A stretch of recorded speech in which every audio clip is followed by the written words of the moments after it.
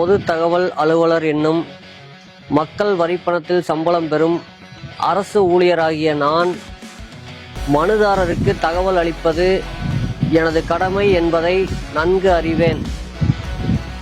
எனது உதவியாளர் வாயிலாக ஒருபோதும் தகவலை அனுப்ப மாட்டேன். தகவல் அறியும் உரிமை சட்டப்படி வரும் மனுக்களுக்கு 30 நாட்களுக்குள் பதிலளிப்பேன். மாறாக மனுதாரரை எனது அலுவலகத்துக்கு நேரில் வருமாறு ஒருபோதும் அழைக்க மாட்டேன். மனுதாரர் நகல்களை பெறுவதற்கான கட்டண விவரங்களை கடிதம் வாயிலாக மட்டுமே தெரிவிப்பேன்.